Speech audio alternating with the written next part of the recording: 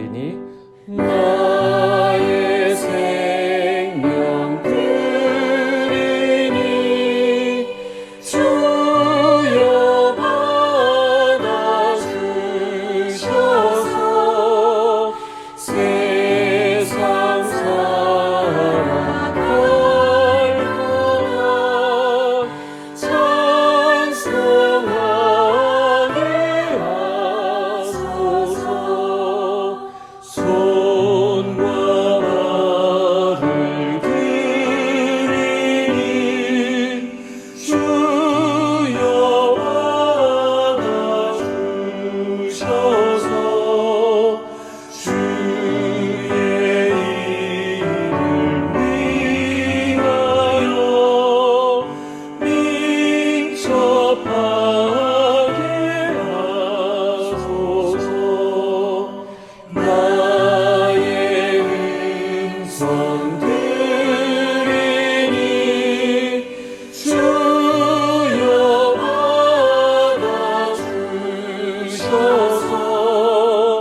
주의 진리 말씀만 전하게 하소서.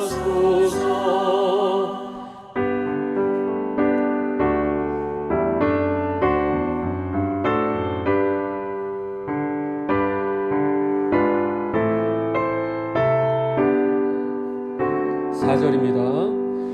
나의 보화들이니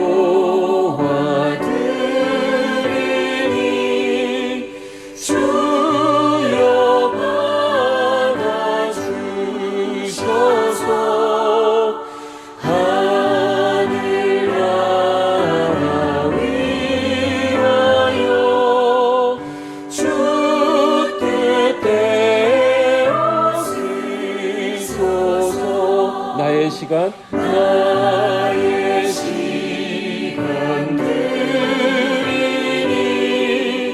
주여 받아주셔서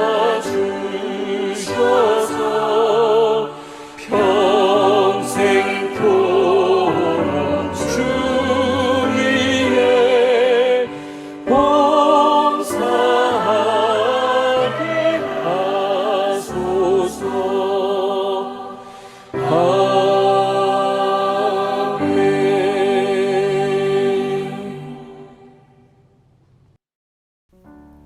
마태복음 10장 1절에서 4절 말씀입니다. 예수께서 그의 12제자를 부르사 더러운 귀신을 쫓아내며 모든 병과 모든 약한 것을 고치는 권능을 주시니라. 12사도의 이름은 이러하니 베드로라 하는 시몬을 비롯하여 그의 형제 안드레와 세베대의 아들 야고보와 그의 형제 요한, 빌립과 바돌로메, 도마와 세리마테, 알페오의 아들 야고보와 다데오, 가나나인 시몬 및 가룟 유다 곧 예수를 판 자라. 예수님이 세우신 12명의 제자는 그냥 아무렇게나 세워진 것이 아닙니다. 무엇보다 12이라는 숫자가 갖는 의미가 매우 특별한데요. 구약에는 이스라엘을 구성하는 12지파가 있었는데 신약에 와서는 이 12사도가 세워짐으로써 구약의 12지파로 상징되는 교회가 세워지기 때문입니다. 예수님께는 수많은 따르는 무리들이 있었습니다. 그러나 주님은 특별히 그 가운데서, 그 무리 가운데서 이 12를 세우심으로써 그들에게 권세를 부여하시고 그들을 또 따로 훈련시키셨습니다. 이 12제자들은 이미 예수님의 사역 현장에 동행하고 있었습니다. 따라다니고 있었습니다. 그런데 마태는 이제 이곳 10장에 와서야 따로 그 제자들의 명단을 새삼스럽게 소개하고 있습니다. 그렇게 한 것은 성경에 의도가 있는 것이죠. 바로 앞 9장에 어떤 내용이 나왔습니까? 37절, 38절에 예수님께서 추수할 것은 많되 일꾼이 적다 이렇게 말씀하셨습니다.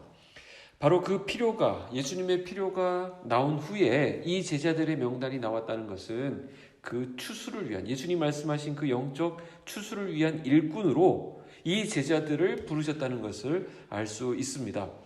예수님께서 12제자를 임명하시고 또 전도 여행에 이들을 파송하십니다. 그러니까 이거 뭘 볼 수 있느냐? 부르심과 보내심이라고 하는 이 두 가지 측면입니다. 이 두 가지 일은 사실 다소간의 시간 차이가 있습니다. 부르신 사건과 보내신 사건 사이에 좀 시간이 흘렀습니다. 그러나 마태는 의도적으로 이 사건을 한데 묶어서 소개하고 있습니다.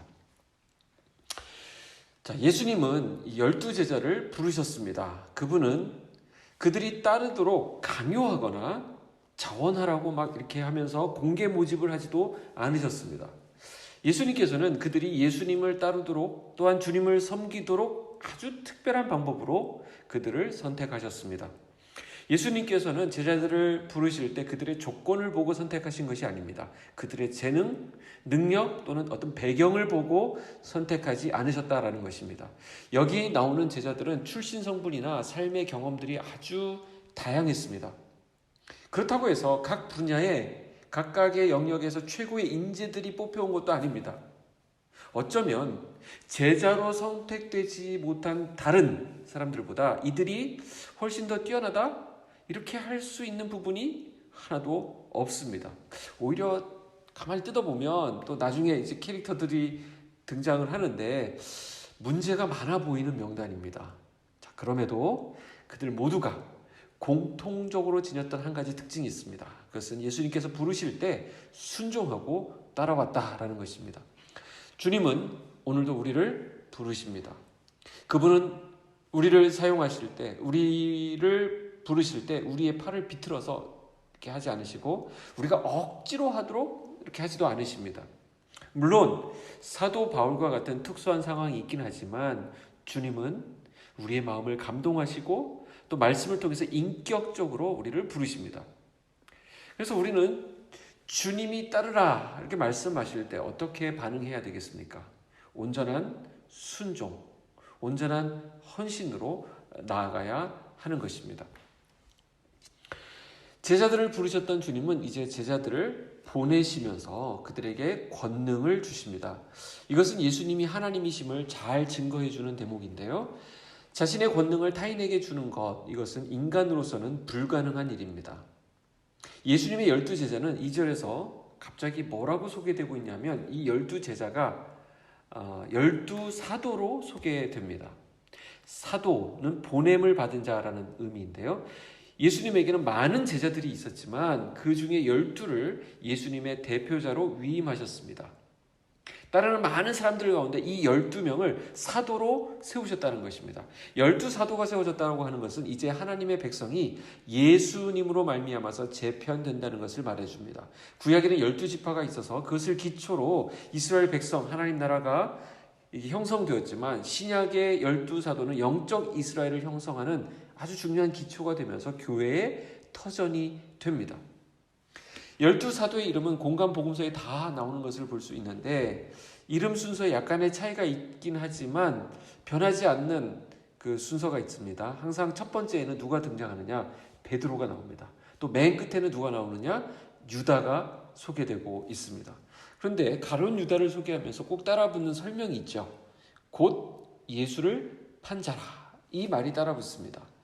어떻게 보면 예수님의 입장에서 이 가룟 유다를 언급하는 것은 오점으로 볼 수 있는데 이 이름까지 제자의 명단에 그대로 올라와 있습니다. 일반적으로 성경에 나오는 그 이름의 순서는 영적인 비중과 상관이 있습니다.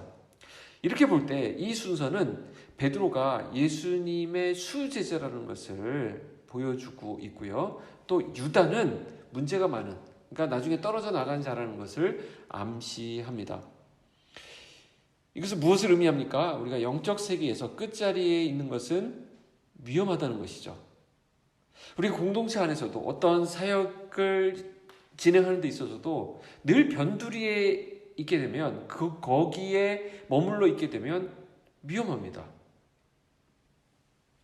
예배에도 늘 늦게 나오고 뒷자리만 찾아서 앉는 사람은 신앙생활도 힘들어요. 우리 등산 해보셨습니까? 등산도 뒤처지면 힘듭니다.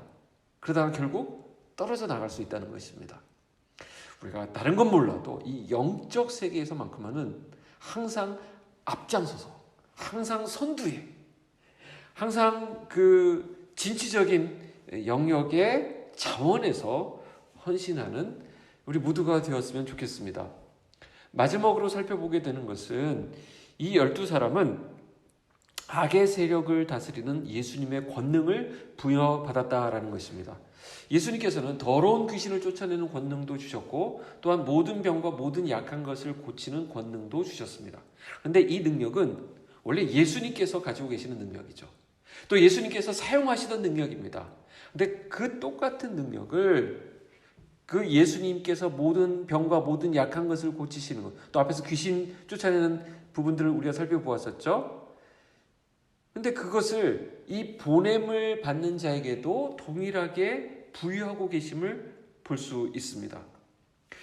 이 제자들이 이런 능력을 소유했다는 것은 매우 중요한 일입니다. 무엇을 말합니까? 예수님께서는 바로 이 12제자들을 통해서 하나님 나라가 확장되기를 원하셨습니다. 좀 더 정확하게 말하면 예수님께서 하시던 똑같은 그 일을 제자들을 통해서 계속 진행하기를 원하셨다라는 것입니다. 즉 예수님의 그 사역의 제자들을 동역자로 참여시키시고 계시는 것입니다. 오늘 이 일을 위해서 부름받은 사람의 면면을 보십시오. 그들은 대부분 평범한 사람들이었습니다. 우리 생각으로는 특정한 사람, 특출난 사람이 주님의 일을 할 수 있을 거라고 생각하죠. 그렇게 단정하기가 쉽습니다. 그러나 주님은 어느 누구라도 사용하실 수 있습니다.